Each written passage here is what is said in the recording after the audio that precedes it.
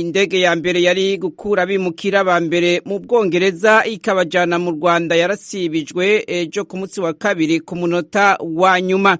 Igitigiri ca mbere c'abari kuza ni indege ya mbere cavuye kwijana 30 kigabanywa gushika ku ndwi ejo ku wa kabiri, hanyuma ku munota wa nyuma nta numwe yemerewe kurira indege kubw'ingingo yafashwe na sentare ya Buraya ijejwe agateka ka zina muntu. Sentare ya Buraya y'agateka ka muntu ivuga ko atacemeza kihari cakazoza kawo bimukira mu bijanye n'amategeko mu gihe bazoba bari mu Rwanda. Iyi ngingo ije guca iyi nkokora leta y'umushikiranganje wa mbere w'Ubwongereza Boris Johnson inyuma yaho umushikiranganje wiwe w'imigenderanire Liz Truss ashimangiye ko uko bigenda kose na bake babwirizwa kuja mu Rwanda. Iyi sentare ifise icicaro muri Strasbourg mu Bufaransa yafashe ingingo yihuta yo kubuza ko umugabo w'umunya-Iraq asubizwa muri Iraq kuko ashobora kuborezwa igufa. Yasavye kurindira gushika amasentare yo mu Bwongereza afashe ingingo ya nyuma mu bijanye n'amategeko mu kwezi kw'indwi kuza. Keya Kale ni ishiramwe ry'abagira neza rikorana n'impunzi mu Bwongereza, Ubufaransa no mu Bubiligi ryavuze ko iyi ngingo ishobora gufatwa no kuraba bandi bimukira bateguwe gutwarwa mu gihugu cy'u Rwanda. Leta y'u Rwanda yari yamirije kure abanegura u Rwanda ko atari igihugu gikwiye kwimurirwamwo abo bimukira kuko runegurwa ko rutubahiriza agateka ka zina muntu. Abanyepolitike batavuga rumwe n'ubutegetsi mu Rwanda baribajije nimba kuzana abo bimukira ari ingingo ibereye bivanye n'igitigiri kinini c'urwaruka rushomereye mu Rwanda. Muri abo banyepolitike Madamu Victoire Ingabire n'umukuru w'umugambwe Dalpha Umurinzi. Ubwongereza nibwo navuze nibwo burimo kwicara amasezerano mpuzamahanga agenga impunzi. Ntabwo bagomba gufata umuzigo ngo bawuhurikire ku Rwanda. U Rwanda dufite ubushobozi bukeya bwo kuba twakwakira impunzi kuko ziriya mpunzi hari ikintu abantu barimo kwirengagiza. Iminsi ya mbere nibyo Ubwongereza buzatanga amafaranga, nyuma y'imyaka 5 igihe Ubwongereza butongeye kubishyurira tuzabagenza gute? Kuvuga ngo tuzabaha akazi nge mvuga ko ari ukwirarira kuko tuzi ko dufite ikibazo cy'uko nta mirimo ihari n'urubyiruko rwacu rufite ikibazo cyo kubona akazi. Muri kurerekeye akarere ka Afrika y'ibiyaga binini, umukuru w'umurwi ujejwe imigenderanire n'amakungu muri Sena ya Leta z'Ubumwe za Amerika ariyamiriza ico yise inyifato y'u Rwanda mu gufasha umurwi witwaje ibigwanisho wa M23. Senator Robert Menendez abicishije ku rubuga rwa Twitter yasavye isi yose guhuriza hamwe mu kwiyamiriza ico gikorwa.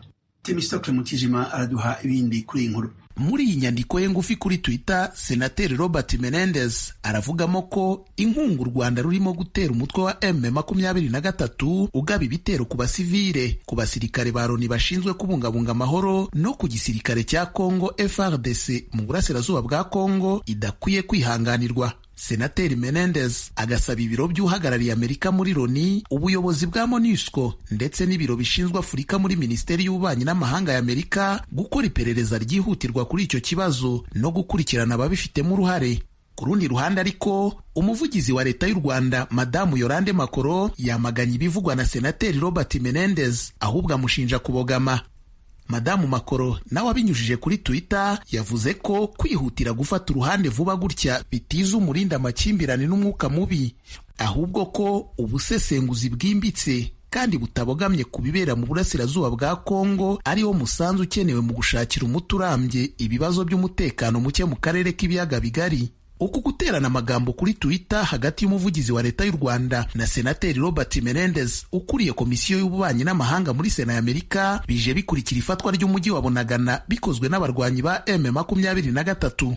Mu itangazo ry'igisirikare cya Congo FARDC ryavugaga ku ifatwa rya Bunagana ryasomwe na Generali Ekenge Sylvain, umuvugizi wa guverineri w'intara ya Kivu ya ruguru ubiyobowe mu buryo bwa gisirikare. Congo yongeye kwikoma mu Rwanda ko ari rwo rwafashe umujyi wa Bunagana. Après avoir constaté d'énormes revers subis par leurs protégés. Nyuma yo kubona ugutsindwa gukomeye kwabo gifasha igisirikare cy'u Rwanda kuri iyi nshuro cyafashe umwanzuro wo kuvogera imipaka yacu n'ubusugire bw'igihugu cyacu, kigarurira umujyi wo ku mupaka wa Bunagana kuri uyu wa mbere tariki ya 13 z'ukwa gatandatu 2022 ahagana saa moya za mu gitondo. Ibyo bikaba bigize igitero kitari cya mbere bagabye kuri Kongo. Kubw'ibyo igisirikare cya Kongo kizemera ingaruka zose bisaba mu kurengera igihugu.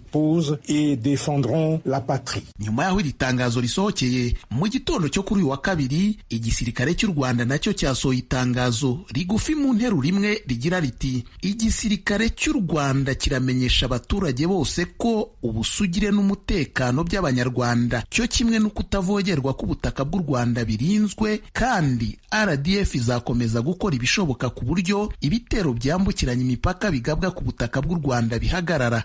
Hagati aho umutwe wa M23 wo uhakana ibyo kubufashwa n'igisirikare cy'u Rwanda, ahubwo ugashinja igisirikare cya leta ya Kongo FARDC kwifatanya n'umutwe w'inyeshyamba z'abanyarwanda za FDLR n'indi mitwe y'imbere mu gihugu mu kugabaho ibitero. Mu itangazo zasohoye kuri uyu wa mbere zigamba ko arizo zigenzura umujyi wa Bunagana, inyeshyamba za M23 zatangaje ko zidafite intego yo kugira ibice zigarurira, ko ibyakozwe byari mu rwego rwo kwirwanaho mu gukumira ibitero by'ingabo za leta. Muri iryo tangazo M23 ikaba yasabye Perezida wa Repubulika ya Demokarasi ya Kongo Felix Antoine Tshisekedi gusubira ku meza y'ibiganiro mu gushakira umuti ibibazo by'amakimbirane byo mu burasirazuba bwa Kongo. Icyakora leta ya Kongo yamaze gutangaza M23 nk'umutwe w'iterabwoba ndetse ko nta biganiro ishobora kongera kugirana nawo.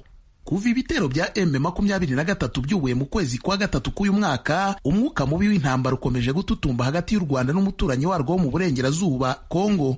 Impande zombi zishinjanya gushyigikira abagamije guhungabanya umutekano wa buri ruhande, ndetse buri gihugu kigashinja ikindi kurasa ibisasu bya bombe ku butaka bw'ikindi.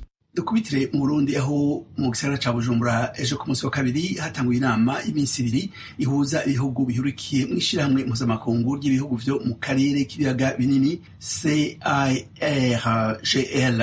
Iyo nama ni yo kurabira hamwe uko ikibazo c'amahoro n'umutekano cifashe muri ako karere. Ni inkuru dushikirizwa na mugenzi wacu w'ijwi ry'Amerika Desire Hatungimana ari i Kigali mu Rwanda. Iyo nama iriko irabera mu gisagara ca Bujumbura yitabiriwe n'intumwa za leta y'u Burundi, iz'u Rwanda, iza Uganda n'iza Repubulika ya Demokarasi ya Kongo, n'abahuza bikorwa baturutse mu bihugu 12 bigize iryo shirahamwe rya CIRGL. Leta y'u Burundi yaki iyo nama imenyesha ko muri rusange amahoro n'umutekano bihari, bakizera ko n'ahari ibibazo by'umutekano bizoterwa umuti vuba. Bernard Ntahiraja ahagarariye iryo shirahamwe mu Burundi akamenyesha ko iyo nama y'imisi ibiri abayigize bazoyabira hamwe ku kibazo c'amahoro n'umutekano cifashe mu bihugu bigize iryo shirahamwe. Bernard Ntahiraja amenyesheje ko naho bitameze neza muri kino gihe muri kano karere bazobitorera umuti. Amenyesha ko abanyagihugu bamaze gutahura ko atamutekano ataterambere rishoboka. Nubwo mwokumva yuko hirya no hino hari ikintu kitameze neza, ariko igikuru nuko ari intumbero n'ihangiro yuko abansi canke abantu bahungabanya umutekano abo atakibanza bafise muri kona karere, kandi abene gihugu n'abakuru b'ibihugu n'inzego zitandukanye ndetse n'abantu bifuza kudufasha tubafashe ko badufasha muri ubwo buryo bwo gushigikira amahoro, kuko atamahoro ataterambere twoshikako. Frederic Bamvugiyumvira yigeze kubicegera c'umukuru w'igihugu c'u Burundi aratangazwa n'imvugo y'umutegetsi w'u Burundi. Amenyesha ko ikibazo c'amahoro n'umutekano muri kano karere k'ibiyaga binini kiri kure nk'ukwezi mu gihe igihugu ca Kongo kikirangwamwo imigwi yitwaje ibigwanisho. Uyavuga uko arazi neza yuko muri Kongo ahingwano iri kwirabera si kure cyane y'u Burundi. Jewe nibaza ko azi neza yuko atamahoro hari, mugabo nta kundi ari bugire, kubera ko yovuga ibitari ivyo yobibazwa. Naco gituma rero ntabuvuga ngo hari amahoro, kandi siniteze ikiva muri iyo nama kuko harabaye ibintu byinshi batigeze bashobora.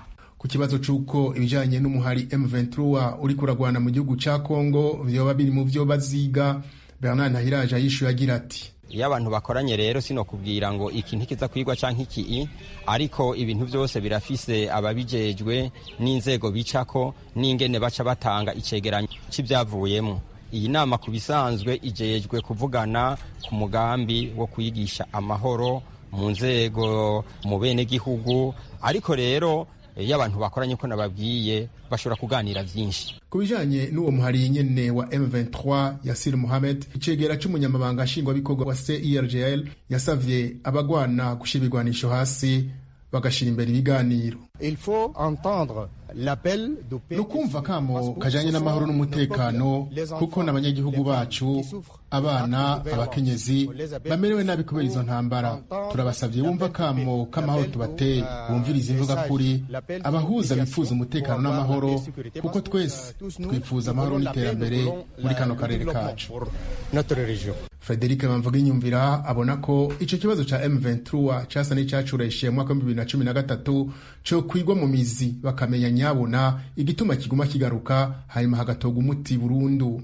Tubibutse ko abagwanyi ba M23 bamaze indwi zibiri bariko baratana mu mitwe n'abasirikare ba Kongo. M23 ibicishije ku muvugizi wayo Wiringoma ikabimenyesha ko imaze kwigarurira umuji wa Bunagana. Izo ntambara zikaba ziteje umwuka mubi hagati y'u Rwanda na Kongo. Desire Atungimana, Kigali, Ijwi rya Amerika.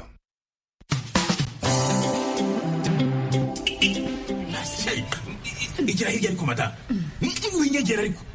Abanyabugongera ntabwo